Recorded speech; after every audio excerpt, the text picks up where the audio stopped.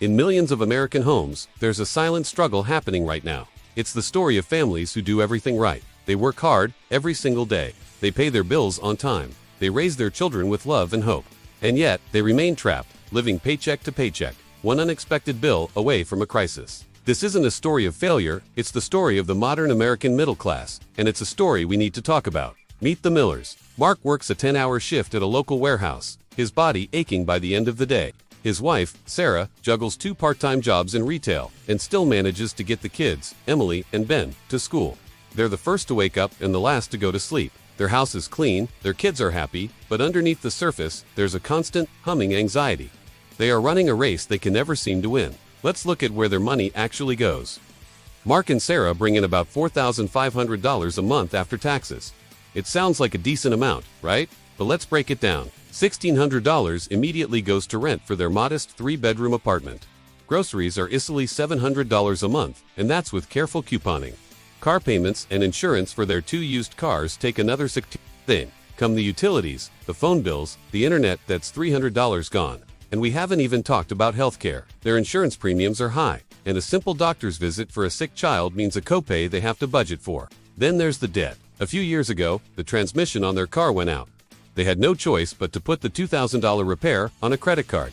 Now, they're paying high interest on that, plus some old student loans that never seem to shrink. After all the essentials are paid, they're left with maybe $100, if they're lucky. A single birthday party, a flat tire, or a school field trip can wipe that out in an instant. The financial strain is one thing, but the emotional toll is another. It's the quiet guilt Sarah feels when Emily asks for dance lessons. She knows they can't afford. It's the stress Mark feels when he lies awake at night, wondering what would happen if he got sick or laid off. They dream of a family vacation, of saving for college, of just having a little breathing room. But those dreams feel like they belong to someone else. They feel like they're failing even though they are working harder than ever. So, why does this happen? The Millers' story is not about laziness. It's about a system where wages haven't kept up with the rising cost of living. It's about inflation, where the price of gas, food, and housing climbs higher, but their paychecks don't. This is the paychecks don't. It's a treadmill where you have to keep running just to stay in the same place. With no money left over, there's no way to build an emergency fund that 3 to 6 months of savings that acts as a safety net. Without that net, any small emergency becomes a major debt. This is also about a lack of financial education. We're taught how to work for money, but rarely are we taught how to make money work for us. We're not taught about budgeting, about good debt versus bad debt, or about the power of investing, even small amounts. But here is the most important part. There is hope. The story doesn't have to end here. The first and most powerful step is awareness.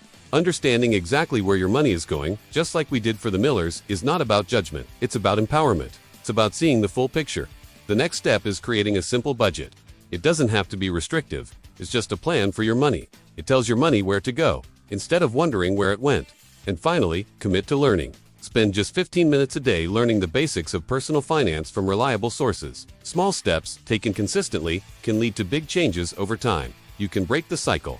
It starts with knowledge, it grows with a plan, and it's built on the hope that your hard work can, and should, lead to a more secure future. Thanks for watching.